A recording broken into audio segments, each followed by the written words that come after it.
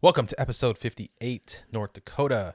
Today we're going to discuss the Missouri River Miniwashitu and talk about the very interesting Gorman Dogfight with a UFO in 1948. Man, I saw that topic when we were prepping the episode. And I was like, holy crap, that's gonna be awesome. It's a very, very interesting topic. The man with the sultry voice over there is James. What's up, everybody? Co-hostess with the mostest. I'm Chris. You're the co-hostess with the leastest. And today I'm excited because the idea, I believe your topic is on a cryptid, right? It's a cryptid, but it is also a place. See, I try to do these point of interest places, like I said in previous episodes, so that people can actually go to these places. So, yeah, it's a cryptid. It's cool. North Dakota doesn't have a whole lot because it's pretty, Boring? Yeah. Yeah. So I found it, so it's both a place and a thing. Let's get into it. All right, sir. Now, who doesn't like a good creature feature? I know I do. I do. This week's point of interest takes us to the Missouri River in central North Dakota, stomping grounds of the infamous Miniwashitu. Sounds like a kaiju rather than some Midwest cryptid creature, if you ask me. Yeah, it does, especially from, was it Pacific Rim? Exactly. You know, we've always heard tales of river, lake, swamp creatures told all over the world for centuries. And North Dakota is no exception. You know, they don't want to get left out. Nope. So the Miniwashitu is a terrifying monster that supposedly lives in the Missouri River.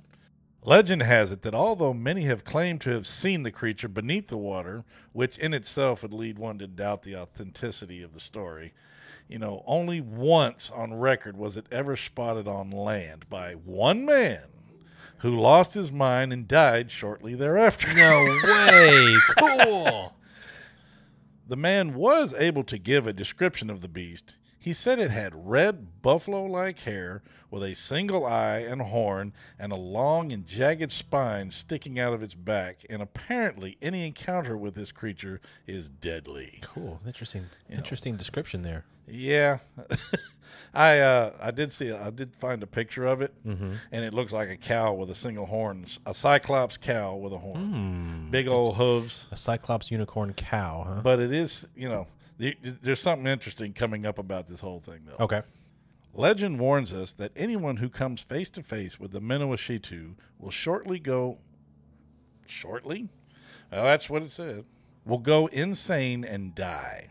This has been stated in more than one source and appears to be the root of the quote-unquote scare factor used to intrigue people. You know, never mind that it is a bipedal, one-eyed, horned creature. That's not enough. You know, now, folks, can this be concocted from the fact that the man died after the alleged encounter and people just thought he was crazy, so they decided to add that fact to the legend? Yeah, probably. Could be.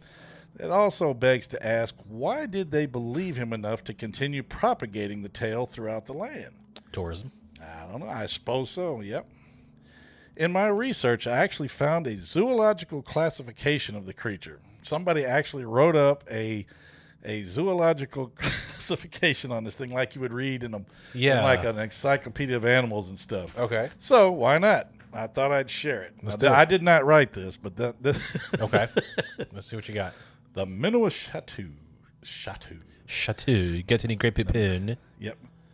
Its scientific name is actually Bison lascinus. It's spelled Luscinus. So you can Lascinus, however you want to pronounce it. Yeah. Described as an awakened form of the North American bison and resembles its source animal, except that the fur is ruddy in color. The horns and eyes of the Miniwashitu, which come in pairs on the bison, have fused together so that it possesses a single eye and single horn. Weird. Yeah. You ever hear of Daggeth? Yeah. It also has a ridge of sharp bone spurs down its spine. The Miniwashitu, unlike its quadrupedal mundane cousin, is capable of going either on four legs or standing up on two. Oh, that's creepy. Of course. That's scary. Its habitat. It is an amphibious creature. Inhabits fresh water, northern temperature. It's northern temperate, they call it, and subarctic. Its range is in North America and the northern Missouri River Valley. So it's fairly localized. Yeah. Now, Its size, when standing on its hind legs, can reach heights of 7 to 9 feet tall. It's always 7 to 9 feet tall. I know. Anywhere from 1,000 to 2,000 pounds, which would be consistent with a buffalo-style creature. Yeah. It is omnivorous, which means somebody out there doesn't know. That means it eats both plants and animals. Uh-huh. Its behavior is it's a solitary creature. Its diet consists mostly of plants, especially reeds and grasses that grow in or near the rivers in their native habitat, supplementing their diet with animal protein, largely carrion and fish. Carrion is carcasses. Yep. But sometimes larger animals as well. It didn't really say. Like Bigfoot. Intensely territorial, it will react violently to any intruder into its territory. Being a partially aquatic creature, Miniwashitu hibernate under the ice in rivers and in lakes during the winter. And I'm sitting there going, okay, wouldn't it drown? But then again, fish. Yeah, it's amphibious. But when you look at the animal, it doesn't look amphibious. It looks more like a weird horned, Bigfoot, cloven hoof looking thing. Yeah, it's got fur, which is weird. So that's strange. It breaks its way out of the ice with their powerful horns when spring and thaw begins. During the thaw, the Miniwashitu, using their echolocation abilities, search out and compete for mates. So there's more than one. And it's got bat echolocation? That's what it says. Man, that thing has everything in it. My goodness. Echolocation, yep. The ability to effectively go into biological stasis for months at a time is often used by security forces. What? I'm reading this verbatim, mind you. Used by security forces in their native habitats to keep them docile until they are needed. So there's a secret security force that guards them. And I don't know if it's other members of their species or what. The humans, probably. Who knows? This stasis also makes the Miniwashitu most dangerous in the late fall when gathering the energy and protein for hibernation in a hunting frenzy. Awakened qualities, dual-natured, the territorial Miniwashitu, besides a supernaturally powerful echolocation, 2 natural defenses it employs when threatened: a massive bellow that can both deafen and blind organisms that get near it, and the gaze from one eye can form a link for a powerful mental attack on the faculties of the target. Sounds like Star Wars fan fiction. No, it does. It's like the Wampa's cousin or something. Now, take this as you will. You know, it's quite an elaborate description and begs to wonder just how they came to these observations. I mean, how do they know? They wrote this thing up. He's like, how do you know? I'm making up half this shit. Yeah, who knows?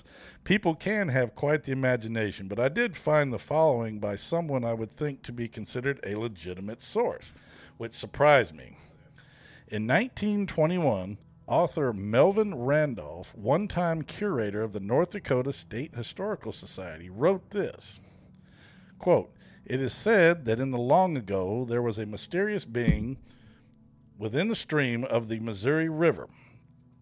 It was seldom seen by human beings, and it was most dreadful to see. It is said that sometimes it was seen within the water in the middle of the stream, causing a redness shining like the redness of fire as it passed up the stream against the current with a terrific roaring sound, and they say that if this dreadful being was seen by anyone in the daytime, anyone who thus saw it soon after became crazy and continued restless." This is this guy's writing, so beg your pardon, it's old writing. "And writhing as though in pain until he was relieved by death." Damn. Okay. Yeah, that would suck.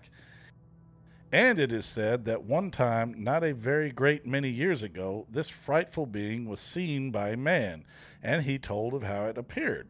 He said that it was strange form and it was covered all over with hair, like a buffalo, but red in color. That it had only one eye in the middle of its forehead, and above that a single horn. Its backbone stood out, notched and jagged like an enormous saw. As soon as the man beheld the awful sight, everything became dark to him," he said. "He was just able to reach home, but he lost his reason and soon then died." Yipe. It is said this mysterious Miniwashitu, in quotes, water monster, still lives in the Missouri River. And that in the springtime, as it moves upstream against the current, it breaks up the ice of the river. So, yeah, that's what breaks up the ice. It's helpful. Not nature thawing out naturally. No, it's the Miniwashitu breaking up the ice. Yep. This water monster was held in awe and dread by the people. Really? Okay. I'll take his word for it. Yeah.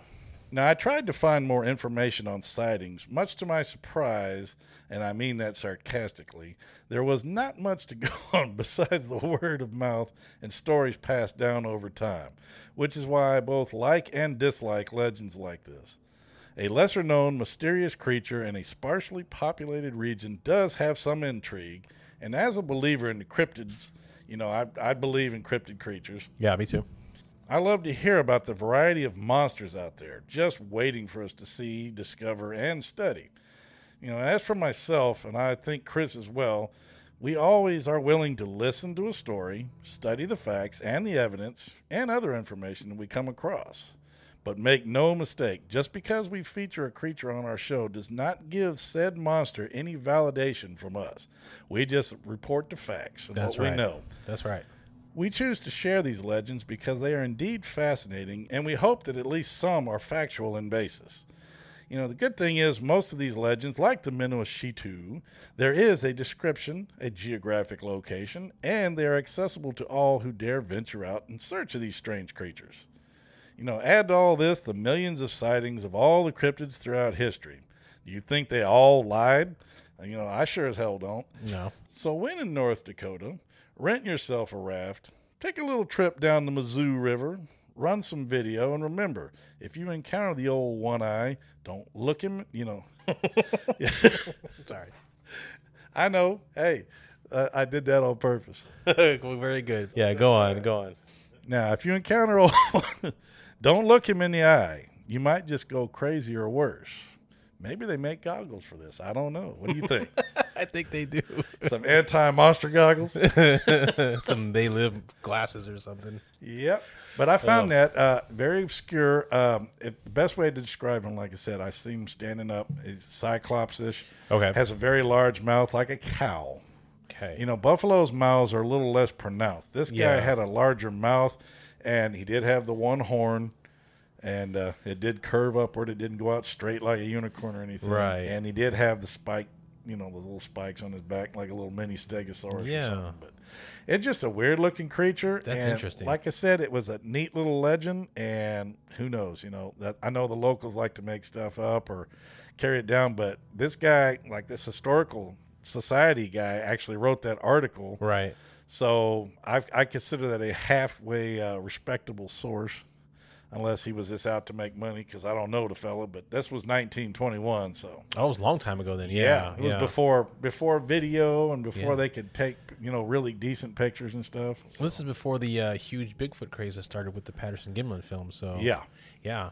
This thing does sound like a sort of cross of, like, fish creature and Bigfoot creature. It does. It's very 7 feet strange. tall when it's on its hind legs, and it's furry. And it's only been spotted on land once, according to what I've seen. But, and spends most of its time underwater. So I would consider it more of a gator style creature. Yeah. Then again, no, gators spend a lot of time on land too. So I take that back. But well, even the Loch Ness monster's been seen on land. So this is true. It's just this weird sort of again amphibious creature that just lives in both worlds. Yeah.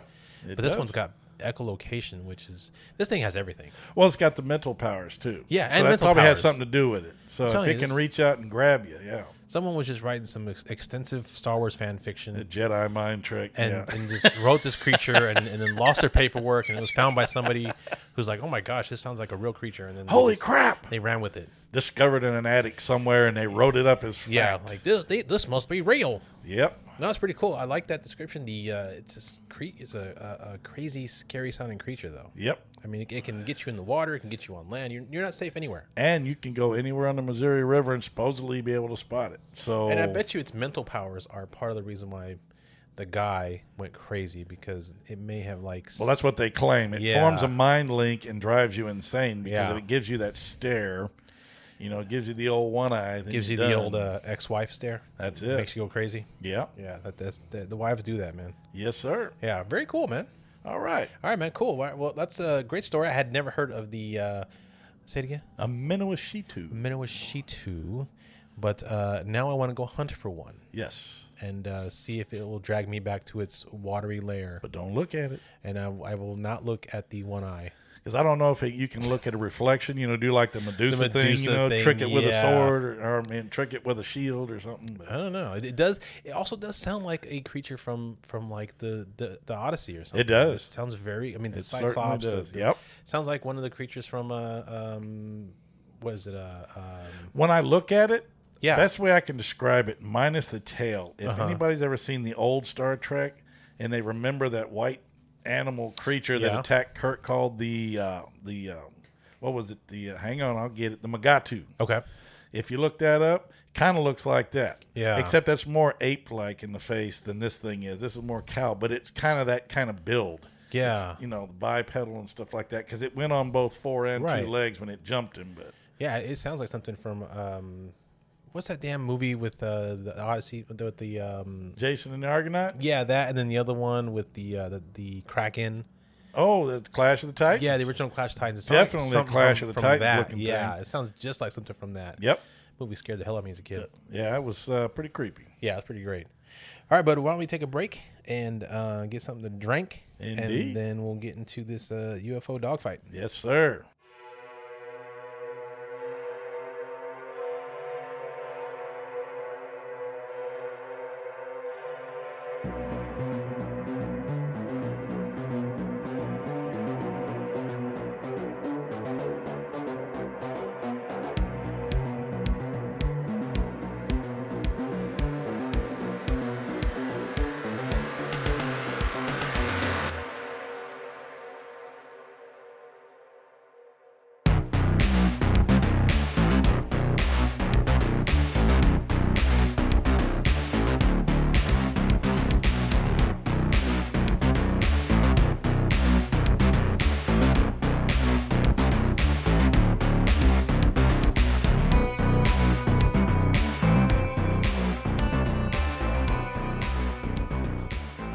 Now, what makes the Gorman dogfight a unique case from the pages of Project Blue Book is not only the length of the encounter, but that it was recorded both on the ground and in the sky by numerous reputable sources. Fantastic. For 27 minutes, a World War II pilot, George Gorman, was involved in an aerial dogfight with an object from another world. Very nice. On the night of October 1st, 1948, George F. Gorman of the North Dakota Air National Guard was part of a cross-country flight with his Guard squadron that would land at Hector Airport in Fargo. After the other pilots landed their planes, 25-year-old second lieutenant decided to engage in some extended nighttime flying, as you would. He flew over a football stadium and circled the city before deciding to land at the airport. At 9 p.m., he received clearance from the tower to make his descent. But as Gordon lowered his P-51 Mustang, the tower warned him of another plane, a Piper Cub, in his vicinity. Uh-oh. Gorman could see the Cub about 500 feet below him. Within he saw what he thought were the taillights of another plane. Radioing the tower for info, he was told that they only had the Cub and the Mustang on radar. Dun, dun, dun. Dun, dun, dun. Dramatic music. Yeah. There's something out there. He then decided to get a closer look at the other aircraft, and Gorman pulled up and closed in on the object, getting within 1,000 yards.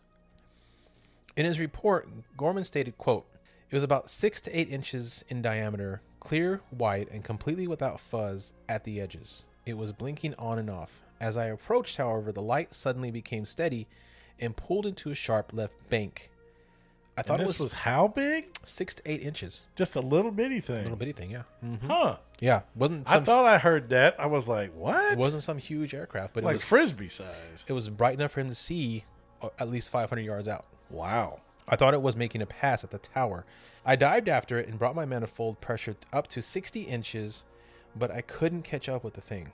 I started gaining altitude and again made a left bank, and I put my P-51 into a sharp turn and tried to cut the light off at its turn. By then, we were at about 7,000 feet. He decided to follow the object and found it to be rather difficult catching up with it. Finally, at about 7,000 feet, he was able to get up behind it, and suddenly, the object made a sharp turn and started coming right at Gorman's P-51. In what seemed like a sudden game of chicken, Gorman dove his plane at the last minute and stated that he could see the light pass over his canopy at about 500 feet before it made another sharp turn and headed back down towards him, coming up behind him. This thing was chasing his ass. Oh, shit. Just as the object seemed it would once again collide with his plane, it shot straight up in the air on a steep climb. Wow. Gorman made a move to follow, but found that the climb was so steep that his P-51 stalled at 14,000 feet.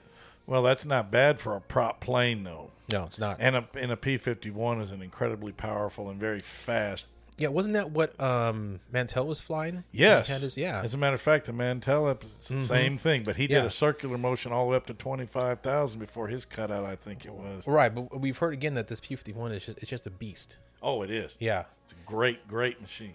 Gorman reported blacking out temporarily due to the excessive speed he reached in attempting to turn with the object. He said, quote, "I'm in fairly good physical condition, and I do not believe that there are many, if any, pilots who could withstand the turn and speed affected by the object and remain conscious. The object was not only able to outturn and outspeed my aircraft, but it was able to attain a far steeper climb and was able to maintain a constant rate of climb far in excess of my aircraft." Holy shit. End quote. He lost sight of the craft after that, but according to Gorman, he engaged in aerial maneuvers with it for over 27 minutes before he brought down his plane. Speaking about it afterward, Gorman, who was visibly shaken by the encounter, would go on to say that he noticed no sound, odor, nor exhaust trail from the object. He also said that while he reached speeds of up to 400 miles while pursuing the craft, he never came close to keeping up with it. See, that's what I was going to say. P-51 can do about 500-600 miles an hour. Right. So, man, that's crazy. Still not even close enough to catch that object. Nope. Now, Second Lieutenant Gorman wasn't the only one who was witness to what went on that night.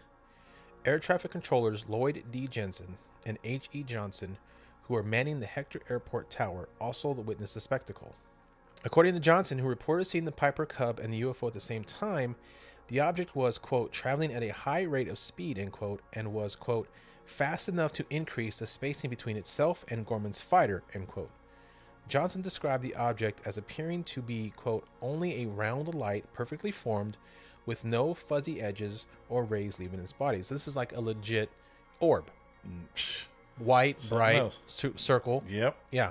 Like actual orb, not them fake-ass ghost orbs. Yep, I hear you. Dr. A.E. Cannon, the pilot of the Piper Cub, and his passenger also viewed the object. So we have people from Gorman above, the Piper in the middle, so you have and then collaboration. The ground traffic. We have 2 and 3 other different there collaborations. You go. Corroboration. Thank you. Excuse me. Corroboration. Let me pick the right word. That's right.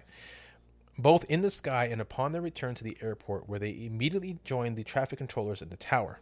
Dr. Cannon described the light as moving very swiftly, much faster than the 51.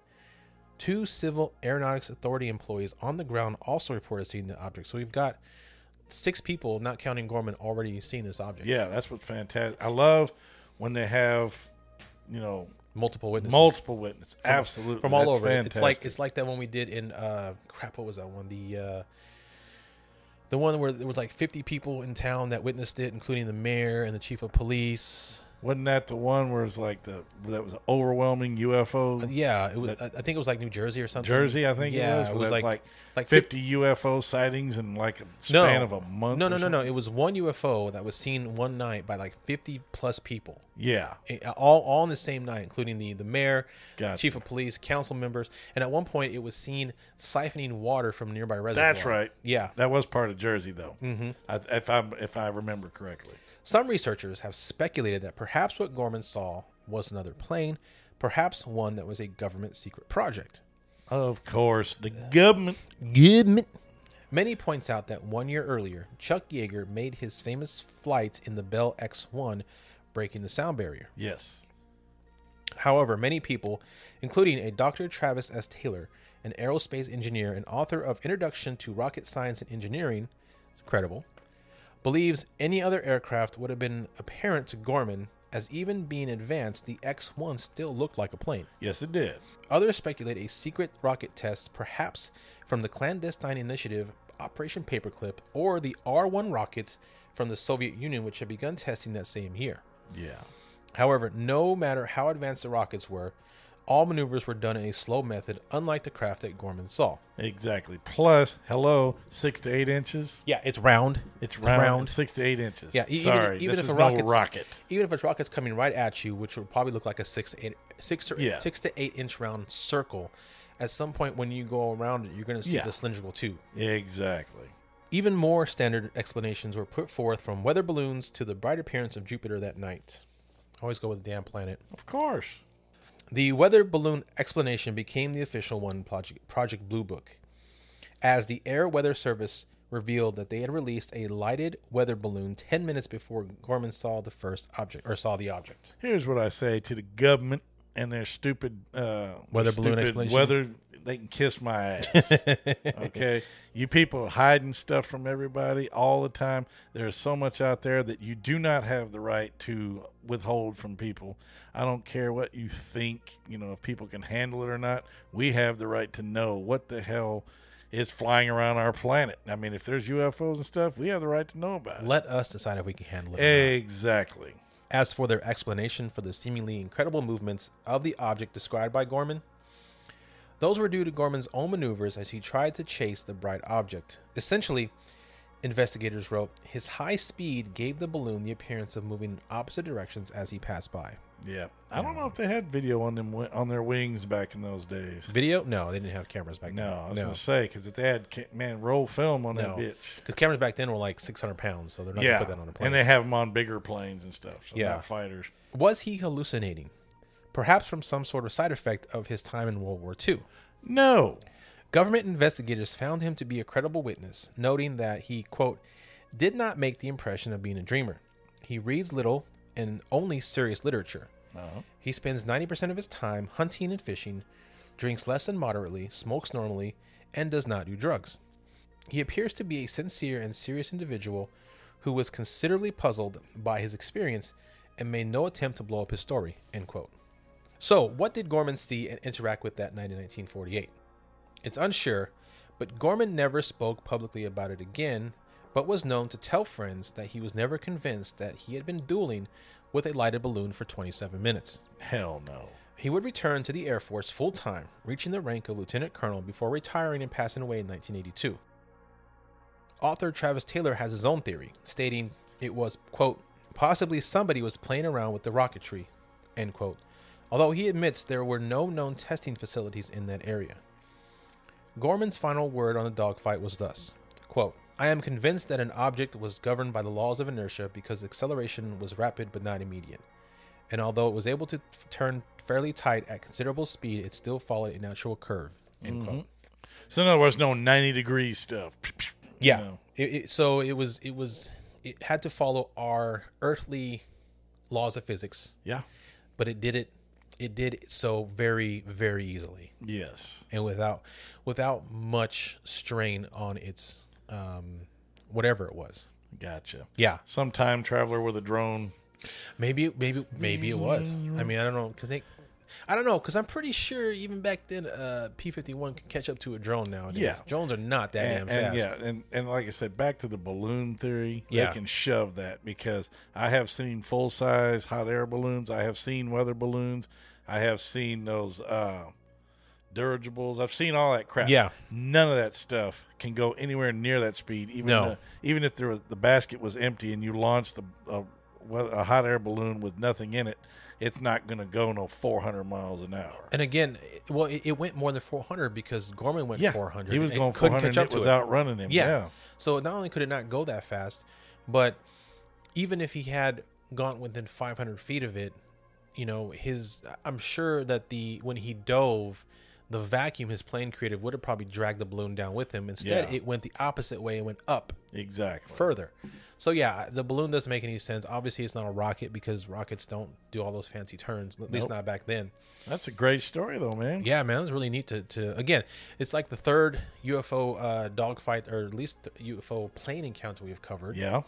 And one that I hadn't really heard about very much and was one of the more fascinating tales I've heard about a pilot UFO encounter. And I'm glad this one, he lived to tell the tale because our boy Mantell. Mantell, he did not actually make it. perished. Yeah, he crashed in his attempt to. I think catch he whatever it went was. too high is what it was, and he just lost his oxygen, passed out, and crashed. Yeah. Probably, Mm-hmm. if I recall the episode correctly. Yeah, thankfully Gorman was able to pull out of his descent, but Mantell couldn't. Now, see, when you first said this, I have to admit this. I almost started laughing because I thought you said George Foreman. I didn't hear the G. I thought you said George Foreman. When George you first Foreman. I said George Foreman. Well, but Not that's the where George, but that's where George got the idea for his grill. I suppose so. It's round and it's white and it's shaped like a UFO. He's like, I'm going to make this into a grill and it's going to make some fat-free right. food. You make some great burgers. It's going to be out of space food. That's right. All right, bud. Well, another great episode. I had a lot of fun. Yes, sir. Learning about another cool cryptid and another great UFO dogfight. But before we go, if everybody would please rate and review us. Please, yeah. Go to anywhere iTunes you or listen. wherever. Anywhere you listen. If you like going to YouTube, if you would be so kind to subscribe to our channel. Also, if you would like to support the show, if you want to go to www.patreon.com/State of Fear. And if you don't want to do the monthly thing, that's fine. We also do a buy me a coffee. Go to buymeacoffee.com, search for our podcast, or go to our Twitter page or Instagram. Check out the link tree. That link tree. Yep. We have the buy me a coffee link on there as well. And give us a one-time donation. Everything you give goes back to the show, and we are very, very appreciative of anything that you feel like you want to share with the show. Yes, we are indeed. All right, James. Well, I think we're headed next to Alabama. The great state of Alabama. That's right. So let's. Why don't we head on out and see what we can find out there? Hell yeah, we better get going too, because we couldn't be farther to the other side of the country.